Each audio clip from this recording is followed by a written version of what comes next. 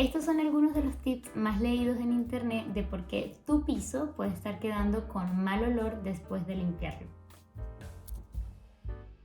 Primero, la ventilación en la limpieza es súper importante, es una de las principales claves para que tu casa pueda oler bien siempre. Sin embargo, a veces puedes limpiar y sientes que aún así tu casa queda con un olor desagradable, y esto se debe a que quizás no hay una buena ventilación inicialmente dentro de la casa y también a que quizás no estás usando un producto adecuado para el piso de tu casa.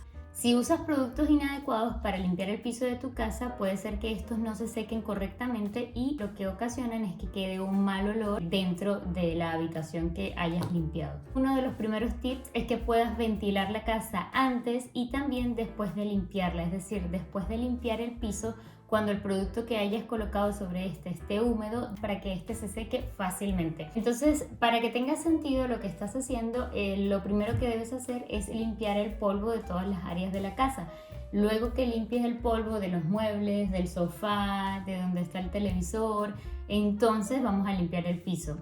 No podemos hacerlo al contrario, porque digamos que estaríamos trabajando doble, porque luego este polvo pues va a caer en el piso. El olor de tu casa depende mucho de con qué desinfectante limpias. Entonces es muy importante que a la hora de limpiar el piso puedas escoger un desinfectante que primero pues tenga un buen olor y que sea de buena calidad. A veces, por algo un poquito más económico, compramos algún desinfectante que primero no es adecuado para el piso que tenemos en nuestra casa, y segundo, quizás no se secan fácilmente. Hay personas que deciden usar desinfectantes del supermercado, pero también hay otras que deciden usar desinfectantes, digamos, caseros. Normalmente utilizan con vinagre, con bicarbonato, he leído también agua oxigenada. Otro punto es que los utensilios de limpieza estén limpios. De nada sirve que vayamos a limpiar el piso y el coleto o la escoba o con lo que lo vayamos a limpiar esté sucio. Lo que vamos a hacer pues es volver a ensuciar o incluso que el piso quede peor.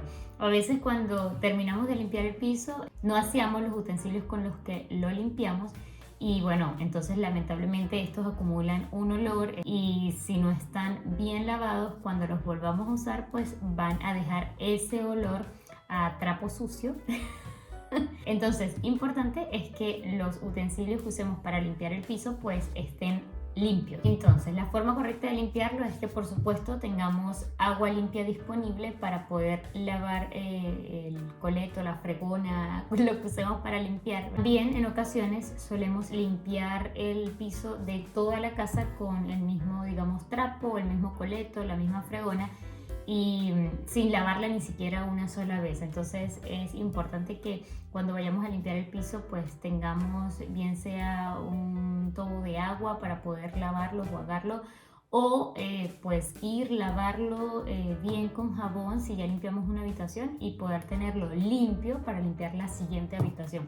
No utilizar el mismo para todas las habitaciones. Otro punto importante que se debe tener en cuenta es que siempre que utilicemos un nuevo producto de supermercado para limpiar el piso, este debe ser probado en una pequeña área de alguna habitación. Esto se hace para saber cómo reacciona el piso ante este nuevo producto y quizás para no estropearlo. Entonces, estos tips son importantes para un buen aseo de nuestro piso. Estas fueron todas las recomendaciones, según internet son las más buscadas y que debemos tener en cuenta al momento de limpiar nuestro piso.